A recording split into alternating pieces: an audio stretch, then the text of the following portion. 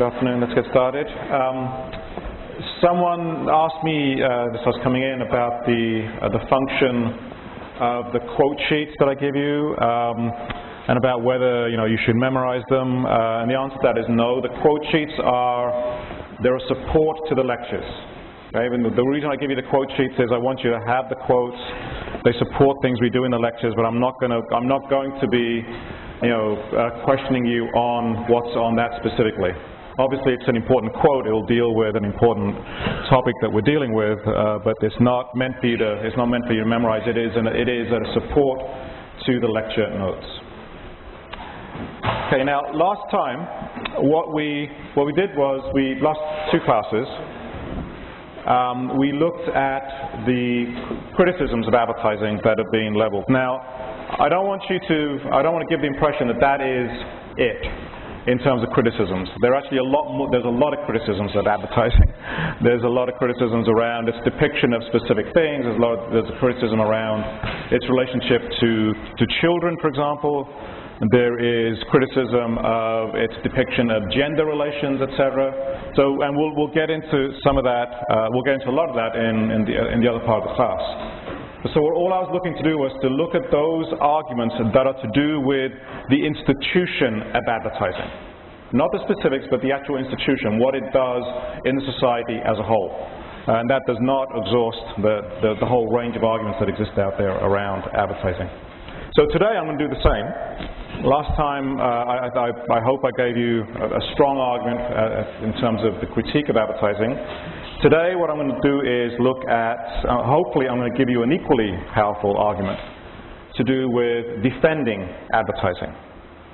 And I hope I do as good a job as I did last time. Now, essentially the defense of advertising has come as a response to the attacks. Has come as a response to the criticisms where people in marketing schools, in business schools, etc. said, hold on a second, look, advertising is doing more than just manipulating people.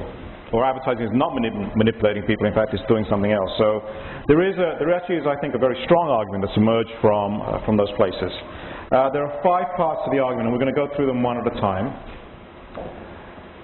in terms of the defenses of advertising. Now, the start of the defense, that is, if the critique was about how advertising manipulates people against their will, creates needs, keeps them under control, etc. The defense, if that was the critique, what advertising does is it confuses people. It confuses and manipulates people and bewilders people about the whole range of choices they have in front of them. It shouldn't be surprising that the critique of advertising, the defense of advertising, starts from a different place. In fact, it starts with the idea of rationality. That in fact there are rational consumers and responsive producers. Okay, this is that in fact consumers are not manipulated, but consumers in fact are rational, and they use the information that advertising provides to be able to figure out which product they want to be able to try and satisfy their needs. And the producers, far from the manufacturers and corporations, far from trying to or being able to manipulate consumers, are in fact simply responding to what consumers need. Okay, essentially what I've described is a kind of basic, kind of classical liberal theory of how the marketplace works, where the market is the place where consumers and producers come together, and the marketplace kind of mediates their needs. The defenders of advertising, that essentially they disagree on defenders and critics disagree on a kind of fundamental concept, which is, does advertising help to create needs? And the answer from the defenders is no. Advertising doesn't try and create needs. In fact, advertising is part of a much broader concept. It's part of what is called the marketing concept. And in fact, advertising is only one part of the marketing approach, where people's needs are connected with products to satisfy them. In fact, marketers who are the people who use advertising, create advertising, far from seeing themselves as the dictators and the creators of need, in fact see themselves as the democrats of the marketplace. They see themselves as discovering consumer needs, and then fashioning products to try and meet them. That essentially it's what Galbraith called the accepted sequence. Right, and that is, if you were to go to the business school or the marketing school, that is the argument that you would find there. In this perspective, the marketing concept is made up of what's called, and for those of you who are in marketing will recognize this as Marketing 101, there are the 4 P's of marketing. There is, firstly, the product. You have to make products, shape products that meet consumer needs. Secondly, there is price. You have to price products in a way that people can afford to buy them. No point having a great product and costing so much money that no one can afford it. So you've got to have the right product at the right price. Then you have to promote it in the right way. You have to promote it through advertising and through store displays and lots of other places so that people know about the product. And then you have to you have to get it in the right place. You have to get it into retail outlets where people can buy it. And so the marketing approach looks at, that's the 4 P's of marketing. The right product at the right price with the right kind of promotion behind it and getting it into places where people can actually get it in an easily accessible way, that is, stores. Let's go to quote number 1. This is from any marketing textbook will give you this. I picked out a few marketing textbooks at random to get this kind of view. This is from the authors called Rachman and Romano, and they say, quote 1, "The essence of modern marketing is that the consumer is king. Businesses that ignore consumer choice do so at their own risk." Okay, the consumer is not the product, is not the target, is not the person to be manipulated. The consumer, according to this, is king, and businesses that ignore consumer choice, what consumers want, they say do so at their own risk. Now, ironically, many of the marketing advocates would actually agree with some of what the criticism has said. That is that at some point there are too many products produced, and that corporations and businesses use advertising to try and create needs. But according to many people in the marketing literature, that was before. That was in the early years of capitalism, and things have changed since then. In fact, the next quote I'm going to give you is from quote number 2. This is from someone called Martin Bell, who in his book Marketing Concepts and Strategies, in fact acknowledges that much of the advertising you see in the 1920s and the 1930s did in fact seek to manipulate consumer demand. In fact, was trying to do exactly what the critics said, but the things have changed. He says, this is from a marketing textbook, he says, "The high-powered, skillful manipulator of consumer opinion, using personal salesmanship and aggressive advertising, took charge in many American businesses. His was the very specialized task of selling the goods that had been mass-produced and mass-distributed. He found that almost everything could be sold with enough expense and effort." And this is a marketing person who's saying this, saying actually in those old early days, that's actually what marketing did. But he then goes on to say, but as social criticism of this aggressive selling approach increased, in the 1930s especially, it became apparent that a new approach was needed. And in fact, the new approach would be much more rational. That is, instead of producing goods, then trying to create needs in people for those goods, it would be much more efficient.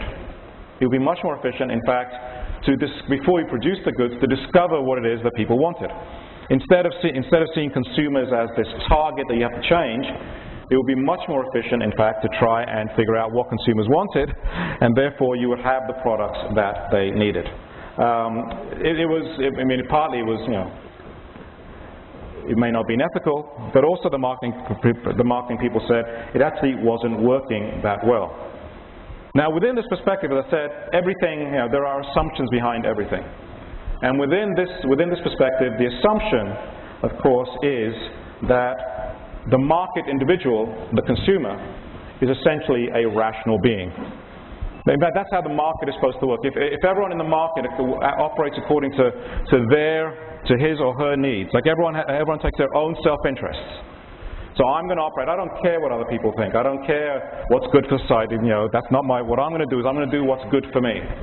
And if everyone operates on what is good for them, then in fact if producers, if manufacturers and corporations, if they want my money, they're going to have to in fact give me what I need. And if they want to make money, that is from their self-interest, if they want to make the maximum amount of profits, then they have to in fact meet my needs. This is a classical view of how the marketplace is supposed to operate. The marketplace, the marketplace is really a mechanism, is a mechanism that operates on self-interest. It's really a mechanism that operates on greed. It is a way of saying, you be greedy for what you want, and I'll be greedy according to what I want, and the marketplace will bring us together, and that will be for the good of everyone. In fact, you may remember, some of you may have seen this, there's a film called Wall Street by Oliver Stone. It's just actually been re-released on its 20-year anniversary, and there's a famous speech by a guy called Gordon Gekko, who was the arch financier, and he makes this speech where he says, greed is good. Greed is good because it's what makes everything else function. But this view essentially requires a view of, rational consumers. Now I want to be very clear where we're starting off. Remember, we're starting off rational consumers and rational producers. Rational consumers, if you're a rational consumer, you're faced with many choices. You will make the choice that is best for you, because in fact you have some choice. And producers, in the face of competition, there are other producers out there also wanting to get the money from consumers. If you want to compete with those producers, then you're going to have to, in terms of your own self-interest, you're going to have to give the consumer what they want. So in opposition, that's as I said, it's a basic classical liberal view of how the market is supposed to operate. In opposition to the critique, the marketing concept sees rational consumers who control the market. Not producers who control consumers, but consumers who control the market, and producers who respond to these consumers. Not manipulate them, but respond to them. Now, it's an interesting story. Right? Like every other, it's just a story. Could be right, could be wrong, who knows? We actually don't know anything yet, because it's all we have right now is an assertion that is how the marketplace is supposed to work. It is, as I said, it is the main story that operates in the culture of how the marketplace is supposed to work. And we never ask and we're going to ask a lot of heretical questions this year, this semester, which is, what if it's not true? What, in fact, if the marketplace doesn't work like that? Now, to show that the marketplace works like that, to show that, what you have to do, if you're a defender of advertising, if you want to argue this notion, you have to show that advertising does not manipulate. You have to show that advertising does not create demand. So you have to show that manipulation is a myth. You have to argue for the myth of manipulation. Actually, it puts the advertising industry in a very funny position, at least publicly, because when they're asked publicly, it's like, oh, we don't know what really happens. We kind of put the advertising out there, and we're not quite sure what exactly works or not.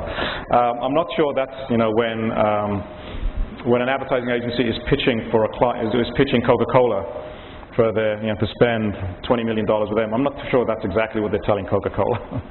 I think when they're pitching Coca-Cola in private, what they're telling them is, we can do exactly what you want. These are all the people who work for us. This is how good we are at being able to be able to increase your sales, and we can do it scientifically. We can do it scientifically. In the pitches, you won't find them saying, well, it's a guess. You kind of put the advertising out there, and who knows if it works or not. The argument goes that there is little evidence. This is what you have to show that advertising does not create demand. You have to show that advertising does not create demand. And the argument goes that there is little evidence out there that advertising influences aggregate sales. What I mean by aggregate sales is the amount of goods in total that are consumed. The argument goes that, in fact, advertising seems to be mostly, what it can do is help redivide the market. Yes, a particular campaign could increase sales of that particular product, but it's not going to, but the way it can do it, it will take sales away from someone else of that kind of product type. And there's not a lot of evidence that, that advertising increases aggregate sales. There's a series of studies that have been done on this, and economists have looked at the effect of advertising on the total consumption of society. And according to some people, they've all found basically very little relationship between advertising and consumption. It's summed up in the next quote. This is from a book written by two marketing people called Albion and Faris, and they reviewed all the literature out there on advertising and demand, and this is what they came up with. So quote number 3, they say, it's a very particular way in which they define it. They say, advertising may be of help in increasing the demand for a particular product, and it may have helped to create attitudes and desires compatible with increased consumption at the expense of savings, but only within a social and economic environment conducive to that increase. We believe strongly that advertising as an efficient form of mass communication can accelerate the growth of new markets and new entries into markets. We doubt, this is the key thing, we doubt that advertising significantly determines the ultimate size of a market. I'll repeat that again. We doubt that advertising significantly determines the ultimate size of a market. Other factors appear to be much more important in increasing demand. The effectiveness of advertising is severely limited, relegated mostly to new products and new services. Okay, so advertising doesn't seem to do very much. However, it has to do something. $260 billion spent a year, and does nothing. It has to do. There has to be. It can't just be a negative argument. It can't just be, oh, advertising doesn't do this. They also ask you, well, what exactly then does advertising do? If it doesn't manipulate, and this is a very important question. I'll come back to. If advertising doesn't really do anything, then why should you have it? From a societal viewpoint, you know why corporations need it, but from a societal viewpoint, why should you have it? Why should we give tax breaks to businesses for their advertising? Why should we allow advertising to be in every nook and cranny of the culture if it essentially does nothing? So this actually is a very bad argument to defend advertising. It's a very, very bad argument. You have to actually show something positive. Michael Shutson. So what does advertising actually do? An author called Michael Shutson says, after reviewing the literature on the effects of advertising, he thinks that the power of advertising is manifest. He says, so advertising, yes, is powerful. Advertising does do something, and it's manifested in two major ways. And he says, while advertising cannot create new needs, okay, advertising cannot create new needs, it can, he says, firstly, help to satisfy an old need in a new way. And I'll give you an example in a couple of minutes of what he means by that. Okay, so it can take an old need and reorient it and give it a new direction in a new way. That's the first thing it can do. And secondly, he says, it can accelerate trends in consumption. That it can take something that's already started and it can then accelerate it. But it can't create it out of nothing. And what Shutson does is he uses the example to try and illustrate his point. He uses the example of tobacco consumption and advertising. Now, on the face of it, actually, tobacco consumption and cigarette advertising is actually one of the things that the critics normally use to show the power of advertising, to show how advertising, in fact, created a need for the manufacturers developed a new product, and then advertising came along and created a need for this product.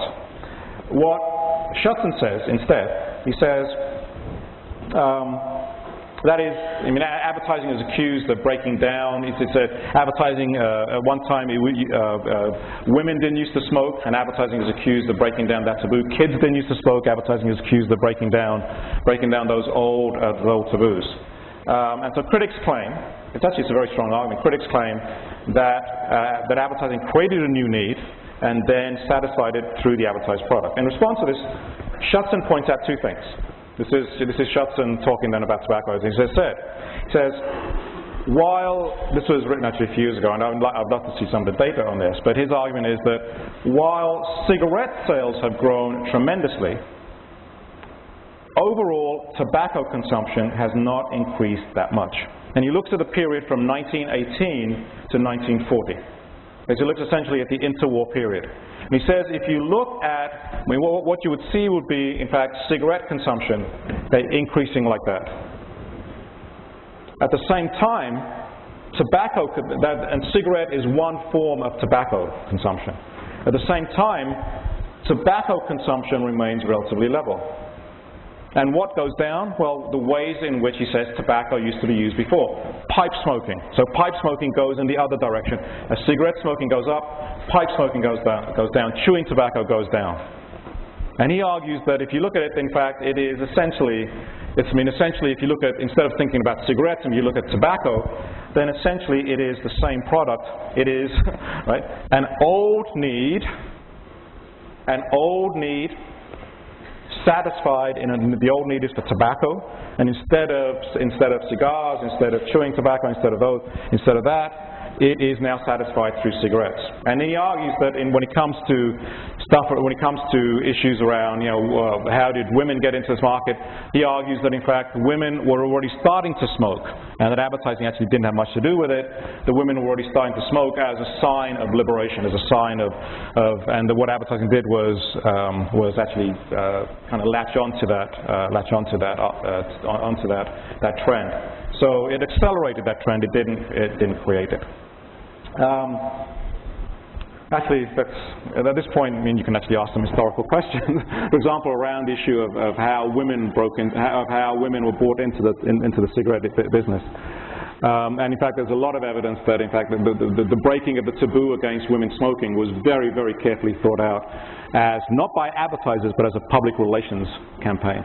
In fact, one of the fathers of public relations, or the person who's regarded as the person who's really kind of defined what public relations would look like, his name was Edward Bernays. Edward Bernays actually is an interesting guy. He actually lived to be 100. He only died about 4 or 5 years ago. But he was also a very smart guy, and he actually wrote books about it. And he was actually proud of what he did. He was proud of what he did, and he tells a story essentially of how he broke the taboo against women smoking. He said the way he did it was he hired during the 1929 Easter Day parade in New York City. He hired debutantes. He hired kind of fashionable people, fashionable women to march in the Easter Day parade and to smoke cigarettes. And they said that, and they were using cigarettes, they said, as their torches of freedom. So they became associated with women's independence. But they were hired by someone to do it. So actually I'm not too sure that Shutson's argument here really stands a test of evidence, stands a test of history of how this actually works. But that is the argument that Shutson makes. Shutson also suggests, the reason why cigarettes take on is cigarettes are a modern. What cigarette smoking picks up on is a change in consumption, change in the environment, and in that the cigarette is a short smoke. It's ideally suited to city living. Whereas, chewing tobacco and cigars, you have to have an environment where that's conducive. It's much more conducive in rural context. But when the population moves into an urban context, when people are working long hours, when they have short, you can see it outside of, look outside of Thompson, or look outside of any of these rooms in between classes, and people like 15 minutes. I got time for however many cigarettes it is before I have to get back. So it's a short smoke, fitting, Shutson says, into the rhythms of modern life. And so in that sense, the product matched what was going on within society. In fact, so what does advertising do? Yeah, not very much. satisfies an old need in a new way, takes what's already existing and helps to, helps to accelerate it, but it can't actually do very much by itself. And in fact, it's a very strange argument. As I said, it's a very public. You're essentially an industry arguing against how ineffective it is. It's an industry arguing about, what it can't do. And in fact, producers and advertisers are always pointing to the number of new products that fail every year. They say, look, if we were so brilliant and manipulative and we knew everything, why are there so many new products introduced into the marketplace that simply fail? And the figures, they cite figures from, anywhere from 50 to 80% of new products do not last a year in the marketplace. To marketers, actually, rather than showing their failures, for marketing people, this actually shows the success of the system. It shows that bad products can't be sold no matter what. Bad products, that in fact consumers will weed out bad products from good products no matter the amount of advertising that is expended on them. Let's go to quote number 4. This is from an advertising person called Alfred Seaman. He says, trying to capture this, he says, quote 4, "I can see why people outside the advertising business think we have an unlimited supply of scientific tools and techniques, so magical that we can manipulate almost anything. The fact of the matter is that we are successful in selling good products and unsuccessful in selling poor ones. In the end, consumer satisfaction, or lack of it, is more powerful than all our tools and ingenuity put together.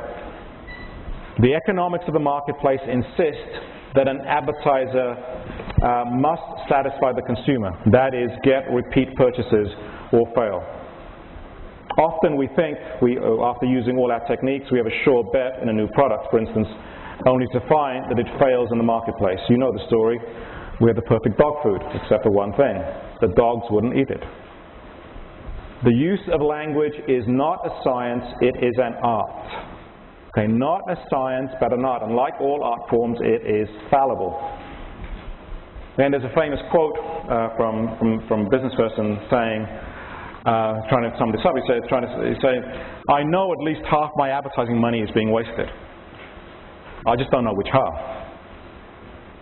I know half what I do, but I couldn't tell you which half is being wasted. So I know it's kind of doing something, but I don't really know how exactly it is doing it." Now, I want you to think again, this is not a very good argument to defend advertising. Okay, this is not a very good argument to defend advertising. That is, if advertising doesn't do anything, then why in hell's name should we give it the tremendous privileges that we do? Why do we let it take over our entire media systems if it's doing nothing? Why do we let it go into our schools if it's doing nothing? Why do we let it essentially raise our kids if it's doing nothing? So you've got to be, why should businesses can write up when whatever they spend on advertising is tax deductible, which means it's being subsidized by you and me. That is a public subsidy of a private investment.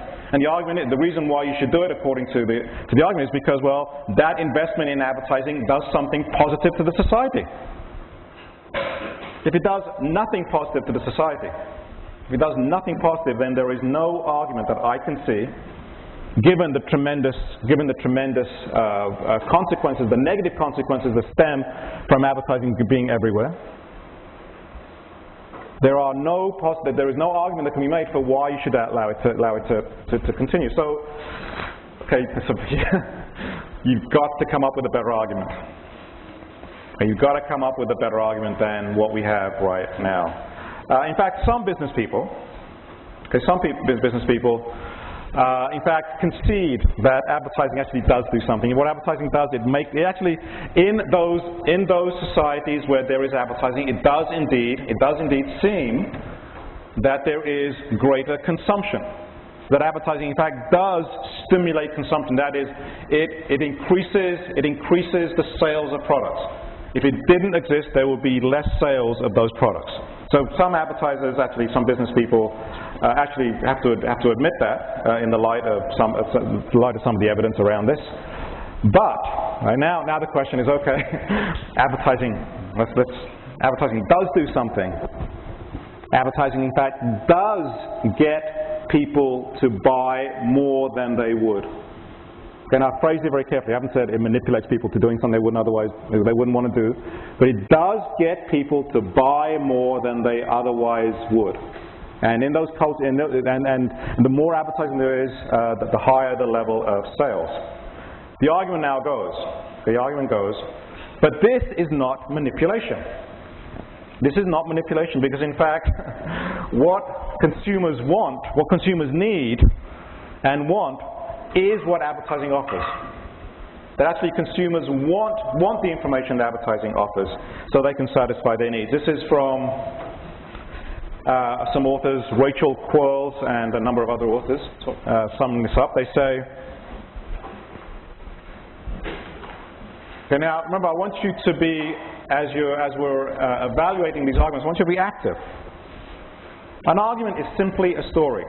Right? Everything I've said up until this time in the semester, could just be wrong. Just could be my opinion, and I could be totally wrong. So it is up to you. It is up to you to be able to try and figure out which stories have some support to them and which stories do not. Not simply, as I said, don't simply believe a story just because it's written in a book. There's a lot of stuff that's written in books that are lies. There are a lot of things that are told in classrooms that are, I won't call them lies, but they're untrue. They're not valid. And so it is up to you, as I said, I gave you that defense very early on, okay, for you to be active in that sense. This is what they say. It is possible that consumers are not really manipulated by advertising, but are instead beneficiaries of a more efficient distribution system made possible by advertising. Now, this actually is a very interesting argument. So, in fact, advertising may increase the level of consumption, not because it is manipulating us, but because it is giving us information that we require to be able to satisfy the needs that we actually have. That is, advertising makes the marketplace work more efficiently. Okay, advertising makes the marketplace work more efficiently. Without advertising, we would indeed consume less. The problem is, we want to consume more. And advertising gives us the information. In fact, that's the next stage of the argument, right? So the first one is rational consumers, rational producers. The second stage is the myth of manipulation. Well, that's not really such a great argument. But the third part, what does it do? Well, it actually acts as a form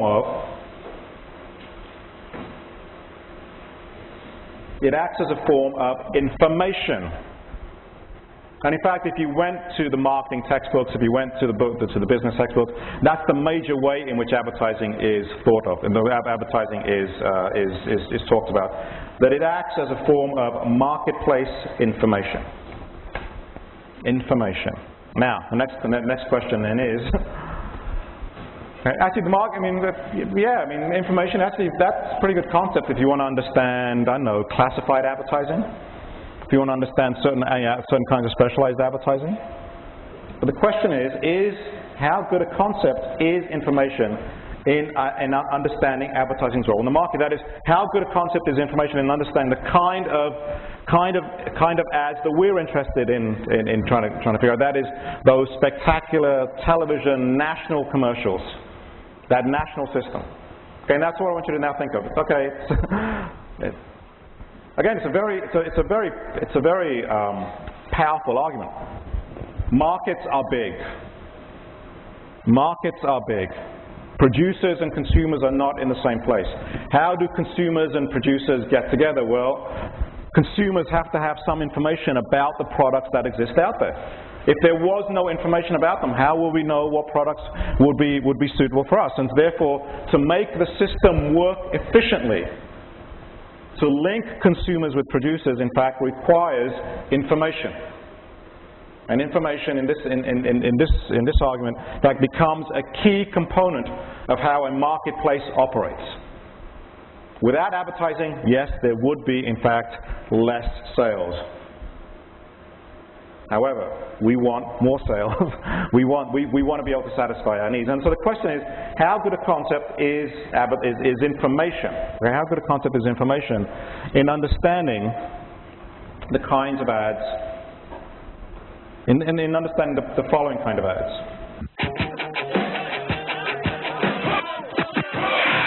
Raindrops on roses and whiskers on kittens. Bright copper kettles and warm wood and pistons. Silver white whiskers that melt in the spring. These are a few of my favorite things. These are a few of my favorite things.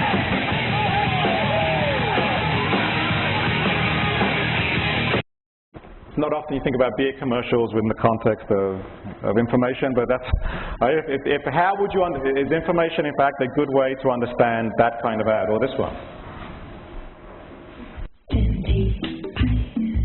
There's a new chill in the air, Arctic chill, a new, even colder kind of gum from Dentine Ice.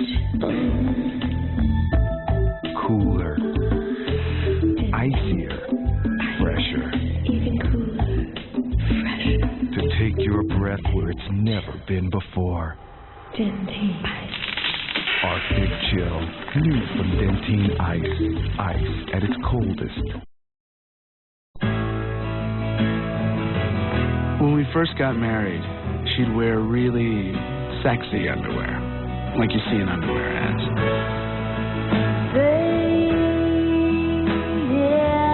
After a while, she started wearing the kind of underwear that I saw in the hamper when I was a kid. There's something oddly reassuring about thin, washed-out cotton underwear with little yellow flowers. Okay, you didn't even know what the ad was for until the very end, right? You thought it was an ad for underwear. In fact, it's an ad for, was it Coke or Pepsi? I always forget. The question is, when you think about information, right? When you think about information, remember, it's part of an overall argument. When you think about information, and you see where we start off, it's rational consumers. It's a rational. So you actually think the information is like, what is it? What information about what rational information about the product do we get? And in fact, if you look at most advertising, we know the function of advertising is not simply, again, the notion of information seems to imply, here's this information. We're not really, do with it what you want. But in fact, we know that most advertising, perhaps it wants to give us some information. But again, is information the concept you would try and use to understand fully those ads, to try and understand those beer ads, or to understand, Diet Coke ads? Again, in a very broad sense, possibly, right? But this is the question, how much does it tell us? That's what you have to figure out about the concepts we have. Not, is it kind of okay in some general way, but how good a concept is it? How deeply does it explain the phenomena that we want to understand? And I actually don't think information, it explains classified advertising. It's a great concept for classified advertising. It's a great concept for that.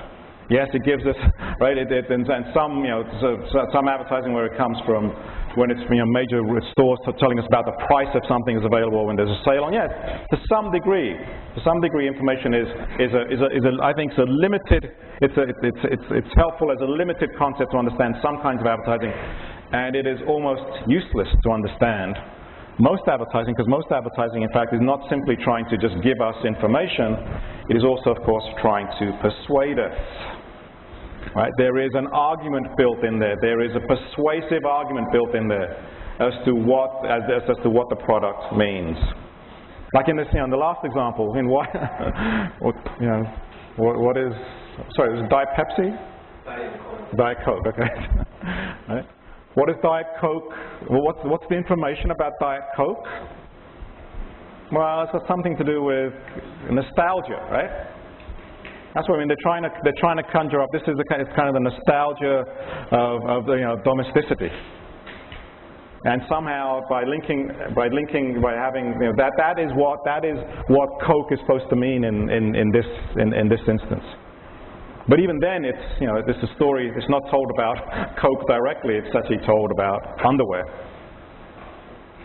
Now, so the next part, this is, advertising is persuasion. Okay, advertising persuades us. And it's the next part of the argument, actually. Next part of the argument is the persuasion is valid. Okay, persuasion is valid. What's wrong with persuasion, they say? Why should advertising be limited to simply informing, to simply giving information about products? Why shouldn't it actually be an active participant and in fact try, and why shouldn't corporations try and use advertising as a persuasive tool for their own ends? The defenders of advertising actually say that its role is both to inform and to persuade. Okay, both to inform and to persuade. There's an economic, one argument would be, you want people to have jobs, so that they want people to have jobs in factories. Well, if you want people to have jobs in factories, then someone has to buy those products, and therefore there is, if you want the economy to function in that way, then you have to, in fact, stimulate consumption. Also, again, but I don't think that's a particularly good argument for why advertising works as a form of persuasion. Also, the defenders say people tend to assume that there's something wrong with persuasion, but there is nothing. Yeah, this is what the defenders say. There is nothing wrong with persuasion where other sources of persuasion also exist.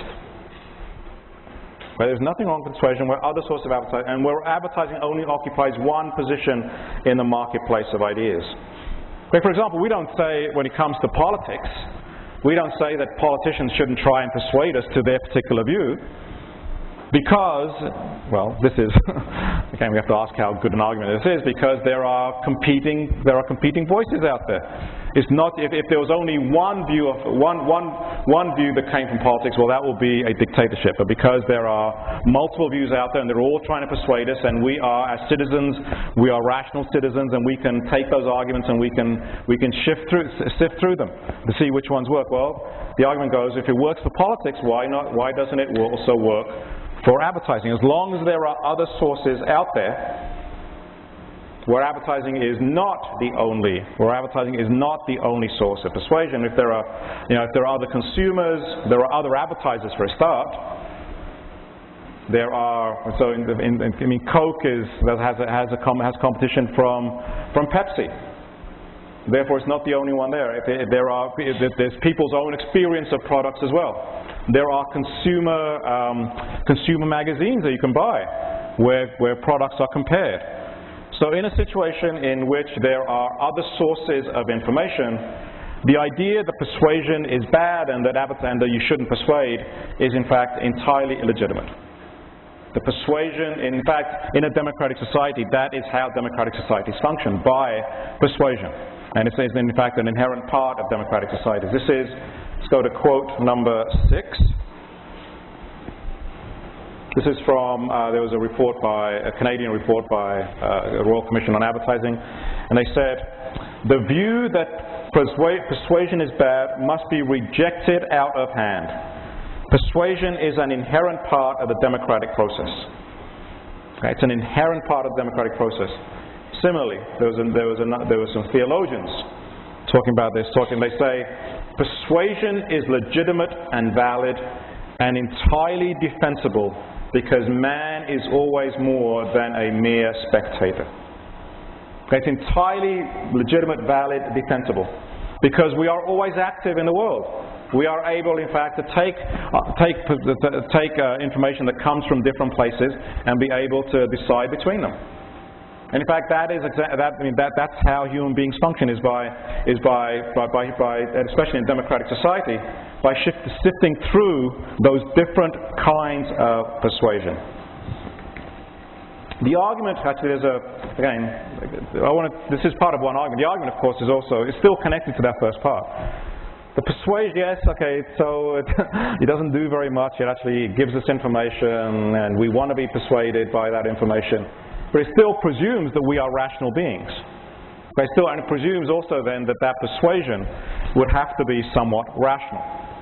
If you want to use rationality, if you want to use persuasion in the way, if you want to take it, for example, from the political process, then you're also talking about rationality. And when the first part of the argument is about rationality, first part of the argument is about rational thinking consumers who can sift through all this different information, and you have rational consumers, right? Then the kind of information you get and the kind of persuasion you get must also be of this rational kind. Again, that's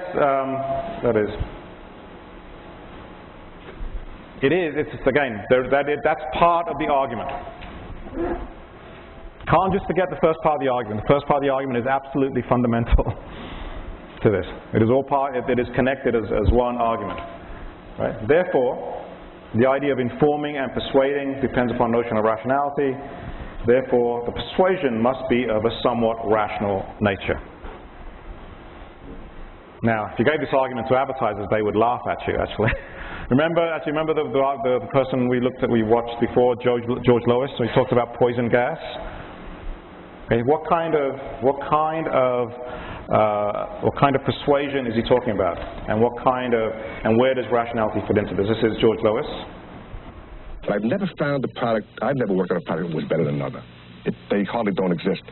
So what I have to do is I have to create an imagery about that product. I have to make this seem like a better product than this product. George Lois is senior partner of a leading advertising firm. He has made millions for his clients and for himself by creating imagery that is different. Advertising to me is poison gas. What do you mean? I put a commercial on the air. I spray it, and I make people fall down. I make people say, I want that product. Not because the product is so much more wonderful than another product, but because they want to be involved in buying that product. They want to be involved in owning it. They want to be involved in knowing that they taste it. They want to be involved in going to the place. They want to, so I make it fun. I make it a pleasure to be involved with something. That's my job. Okay, when you start thinking about poison gas,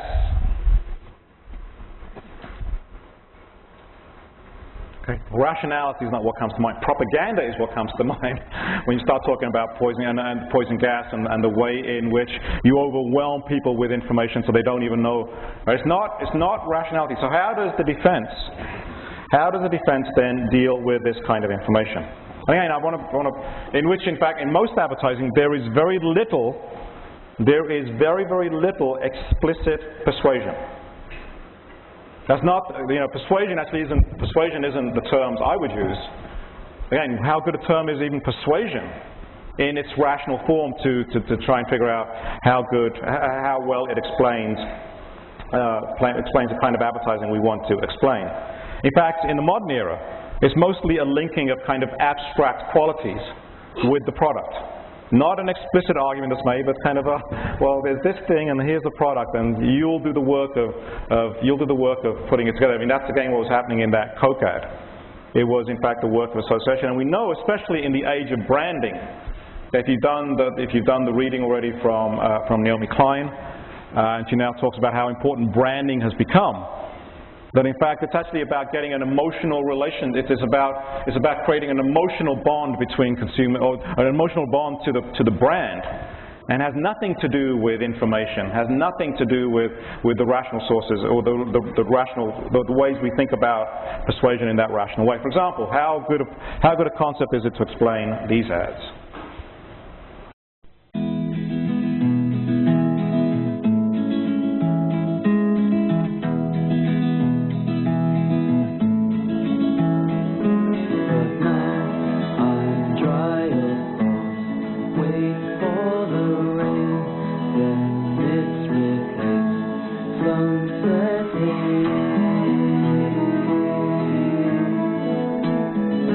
And suddenly you're in love with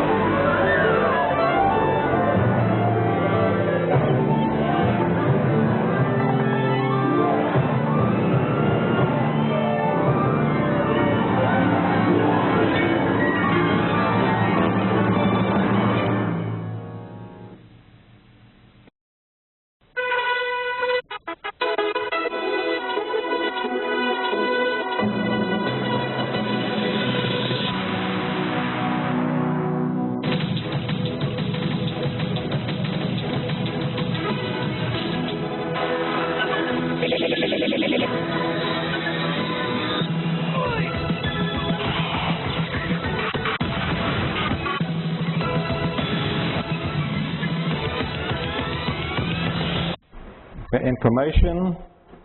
persuasion. Actually, there's almost no information that's given, and the kind of persuasion, well, it's not what we would typically think of. It's not what we would typically think of as a persuasive communication. Now, of course, remember, this and increasingly, we now know, for example, I mean, Nike, for example, right? I mean, they've said it explicitly now, Nike is not in the business of making products. Nike is in the business of producing a brand. And the brand that Nike wants, this is why, they're essentially a marketing company.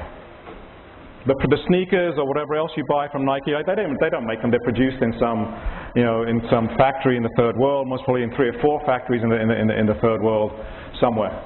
Right, they're not. Nike is no longer in the business of making shoes or making shorts or tops or whatever else. That's not what they're in the business. They are a marketing company, and what they spend all their money on now, this is in the age of branding. What they spend almost all their money on is changing. They want the swoosh. They want the swoosh to mean sports. That is where all of their marketing stuff goes. That when you think of Nike, you think of sports, and that therefore they have to be everywhere where sports are.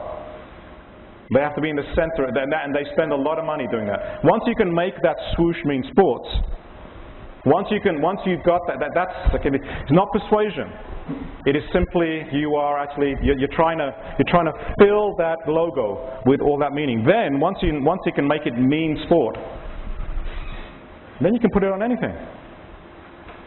Then in fact that you can take a pair of sneakers that cost $2 to make, and you can charge $140 for them. And Nike would say, what you're paying for is not the sneaker, because that's actually not what we sell.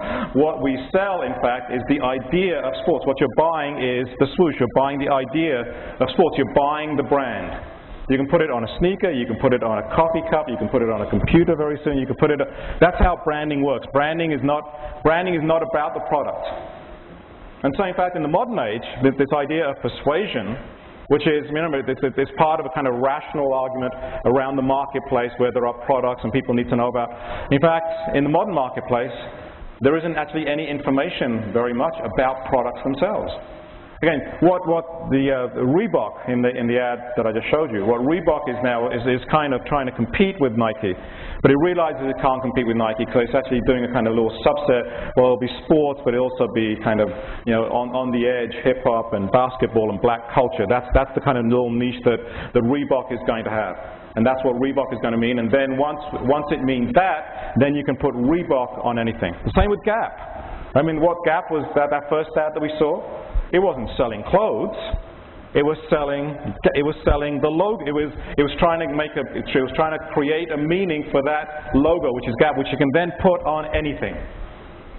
So there's almost no information about products. There is no attempt, in fact, at being able to engage in any kind of rational persuasion. The question is, how good a concept? How do we deal with this? Now, the critics would say, this is what the critics would say, I mean, the type of advertising we're just seeing, and the reason I'm showing this, the reason I'm doing this is not because I'm trying to pick on the defense, but I think you've got to be able to, when you make an argument, you've got to be able to have it apply to what you want it to apply to.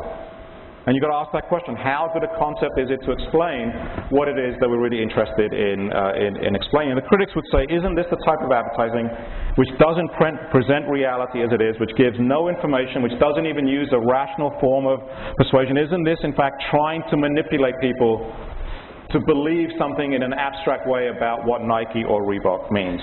Now, it's an interesting part of the argument. It's an interesting way the argument goes. Is there an answer to it? Well, some people would argue that, in fact, we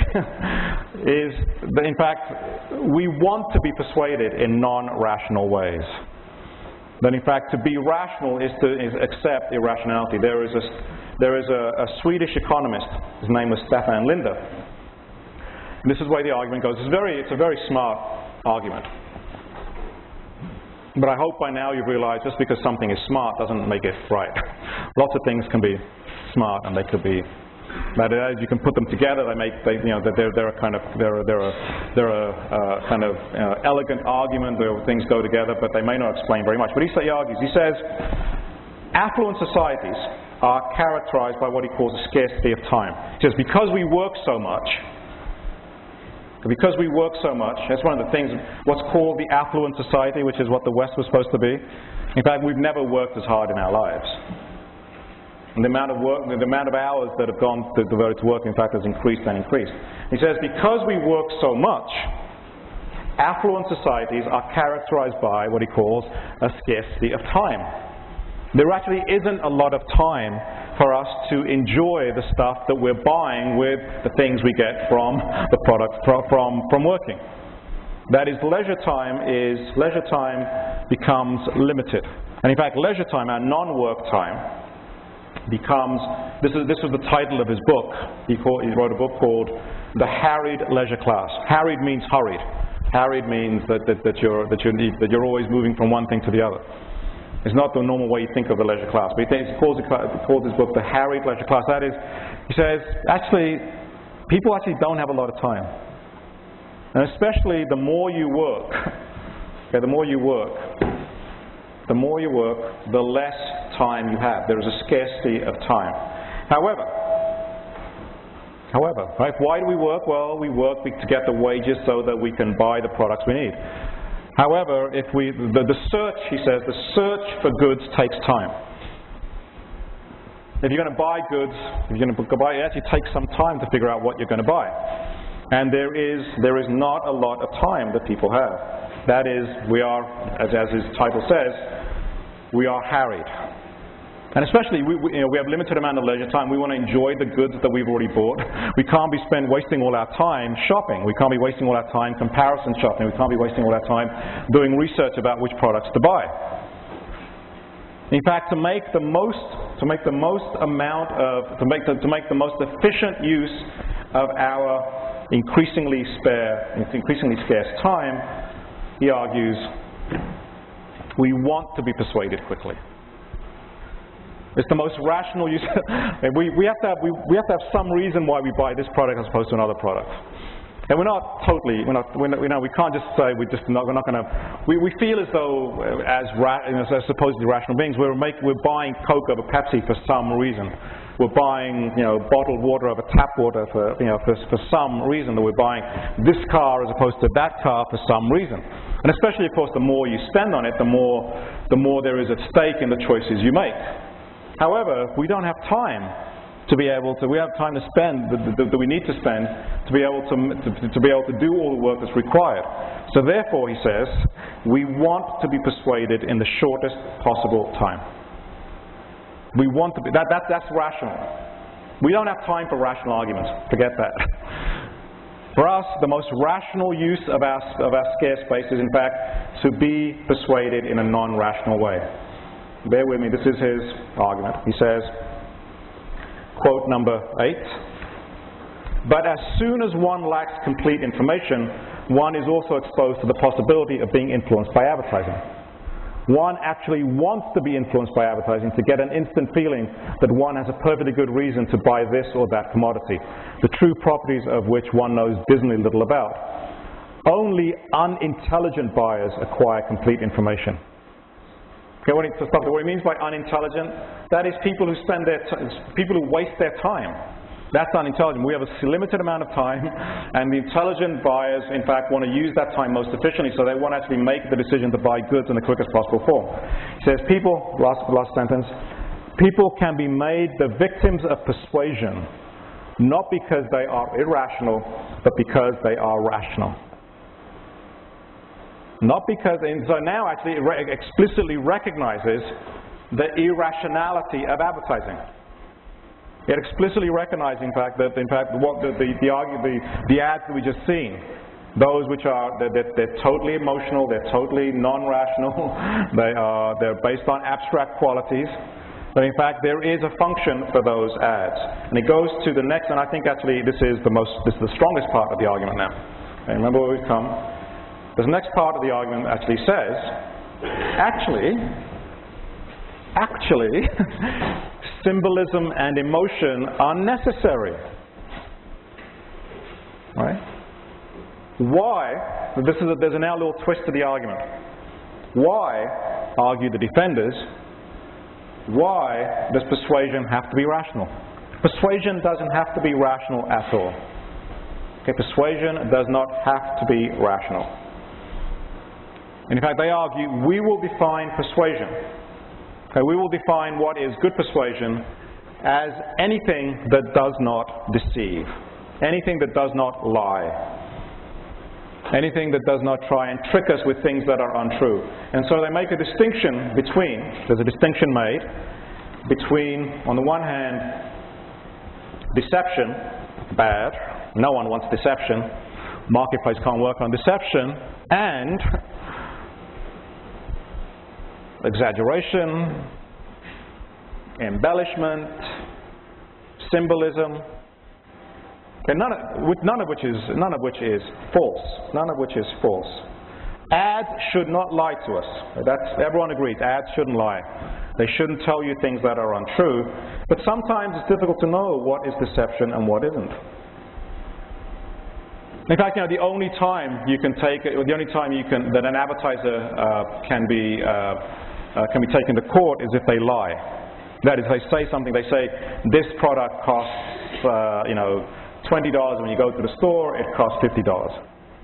That is a lie. That is a lie intended to get you into a store along false pretenses. And that's actually what's built into our regulations. And what advertisers actually have realized is that, in fact, they don't have to make any claims at all. The notion of true and false is not where advertisers work. That's not the distinction they operate within. They in fact make no claims. Is the Nike ad we just saw? Can you use the notion of true and false to think about that in a useful way? Is it false?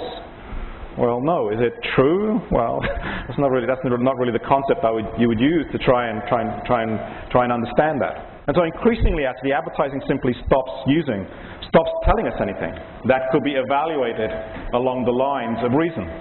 It simply stops because, in fact, they know that's the only time that they are vulnerable.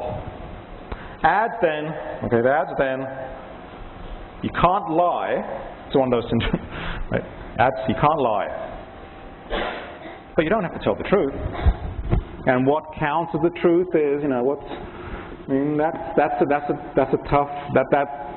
We know what is a lie, but what is half-truth, what is partly true, what is an exaggeration, what is, when Coke is linked with, your mother's underwear in some nostalgic time, is that a lie?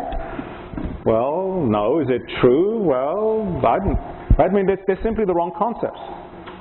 If you try and use the idea of truth and falsity to understand those concepts, to understand those ads, you actually will not get anywhere. So advertisers actually are starting to have now essentially given up the notion of saying anything that could be proven in those terms. Okay, this is from an advertiser, Alvin Achenbach. This is quote number 9. He says, "To the degree that an advertiser intends to deceive his prospects and succeeds, he is manipulating. Deception is a hidden, underhanded method of manipulating. If an advertiser is in fact guilty of deception, he should be stopped and penalized. But what constitutes deception is not always clear-cut. And to say that emotion, subjectivity, incompleteness are deceptive is not necessarily so." Okay, so this is an interesting part of the argument. The only thing that you advertisers can't do, the only way in which advertising could be criticized is if they lie. But everything else, the whole world of symbolism is now up for grabs. There's nothing wrong with. How is this distinction legitimated? Well, it's legitimated by saying that advertising is like art. Now, we don't say art should tell the truth. Art is an interpretation of the world. I mean, that's what artists do. Artists interpret the world. They do it in all kinds of ways. They do it in abstract ways. Some people do it in more concrete ways. They write songs, etc. I mean, that's what artists... an artistic relationship to the world is, in fact, a relationship of interpretation. Why shouldn't advertisers be able, in fact, to use the same kinds of dimensions? And in fact, this is where I'm going to end now with actually, I think, most powerful part of the argument.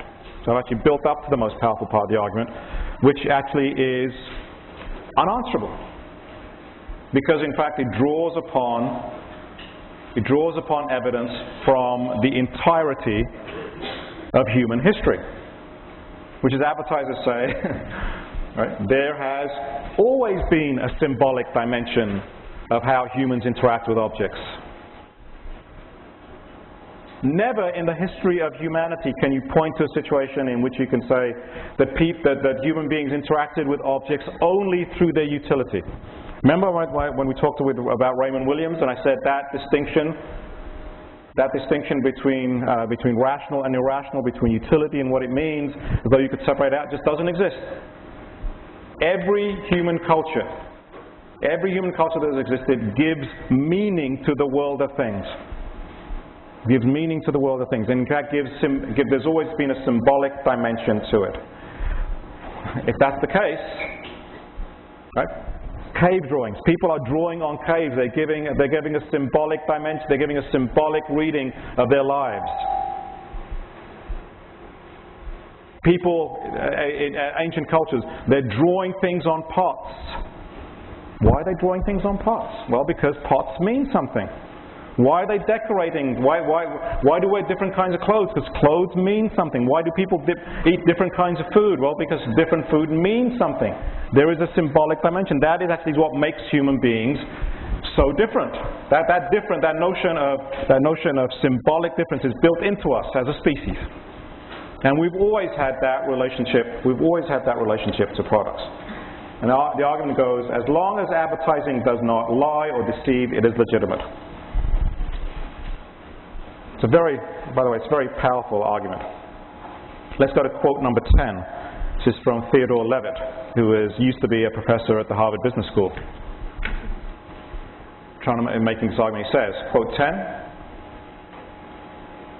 okay, as long as advertising doesn't lie, it is legitimate.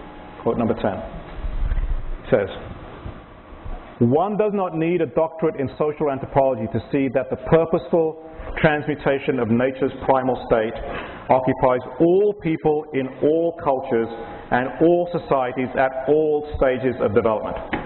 Okay, absolutely true. Human beings change the world. They give meaning to the world as they change it.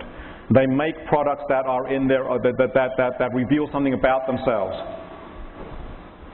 Everybody, everywhere, wants to modify, transform, embellish, enrich, and reconstruct the world around him to introduce into an otherwise harsh or bland existence some sort of purposeful and distorting alleviation. Civilization is man's attempt to transcend his ancient animality, and this includes both art and advertising. Both represent a pervasive and, I believe, universal characteristic of human nature. The human audience demands symbolic interpretation in everything it sees and knows. If it doesn't get it, it will return a verdict of no interest. So for Levitt and for defenders of advertising, human beings are not confined to rationality, but they express themselves in non-rational ways, in a symbolic way. And in fact, as I said, what's the evidence for this? The whole of human history, the whole of the discipline of anthropology, that shows that any time, in any place, human beings, in fact, have a symbolic dimension. They relate to the world of goods, not just because of what goods do, but because of what goods mean. Okay, back to this. This was the distinction that Raymond Williams adopted, but I actually thought he got it wrong. Between use and symbol, and symbolic is legitimate as long as you do not deceive. Now, okay, as long as ads don't lie, okay, as long as ads do not lie, What's wrong with advertising being able to use whatever symbolic dimension they want to use to connect things to objects, even if it doesn't give us particular kinds of information, it doesn't give us particular useful kinds of information. Now, it's a very powerful argument, actually. But I just want you to look for a moment. We've come a long way. I just want you to, for a moment, look at the structure of the argument. Okay, we started off, these are defenses. We started off with rational consumers and responsive producers. We went from that to the myth of manipulation. We went from that to there's nothing wrong with that advertising is a form of persuasion. We went from that to actually persuasion is valid. And we ended up with symbolism and emotion are necessary. You start with rationality and you end with symbolism. You start with rationality and you end with emotion. The question is, are they part of, how does this argument that I've just made now, a very powerful argument, in fact, interact with, how does it relate to the start of the argument? In fact, I would say they actually are two totally different parts of different arguments, but they've been kind of put together in this form. Partly how? Well, it's because the argument, in fact, is a reactive argument. The argument actually is reactive. Now, this is what I would say. This is how we would think about the defense and the attack. Well, this is what I would say to the defenders, right? If you're going to, it's great, you're using anthropology, great. That is, you're making the study of consumer culture more than the study of consumer culture. You're making the study of consumer culture part of the whole history of humanity. Great. And how do you use it? Well, anthropology shows us, according to this, but how does the defense use anthropology? Well, they use anthropology, the study of anthropology, the study of human beings and human origins, etc. They use anthropology, one, to show us that all use of objects is always symbolic. Absolutely true. Unarguable. Unarguable. Can't argue against that. And they say, well, that's what advertising does, so what's wrong? Well, if you're going to go to anthropology, you can't pick and choose where you go with anthropology. Because anthropology also tells us something else as well. Yes, it says the use of all objects is always symbolic, and then it says that symbolism is always linked to how power operates in any society. It's not just abstract symbolism. It's not just abstract symbolism. There are particular groups using symbolism in a particular way for their own ends. You can't just go to anthropology and say, yes, we're just going to take this part.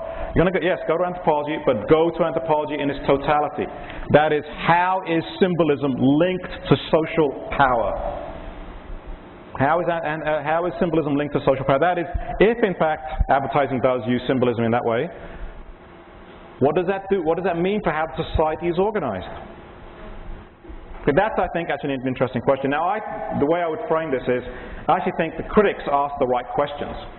Remember what critics are interested in? They're interested in the question of social power. That's a really interesting question. They don't always come up with great answers, up until now. The defenders, remember I said we have to come up with the right questions to start off with at the start of the semester? So actually, I think the critics actually come up with pretty good questions, but they actually don't come up with very good answers. The defenders come up with pretty good answers, but to the wrong questions. And the question they pose is, does advertising manipulate us? Does advertising make us buy more than we want? Does this campaign? Right, and they ignore the question of social power. They ignore the question of how advertising, in fact, influences not just the consumption of goods, but other things as well. And the question so if you kind of looking at the wrong question, remember I said you could spend a lifetime studying advertising, and if you ask the wrong question, it's a waste of time. I would much rather ask the right question and come up with the wrong answers, because at least you're on the same page at that point. The question that we want to pose, this is what we want to do. This is the question for the rest of the semester: is can we come up with the right answers to the right questions? Okay, can we come up with the right answers to the right questions? And the rest of the semester is going to try and do that. Okay, thank you.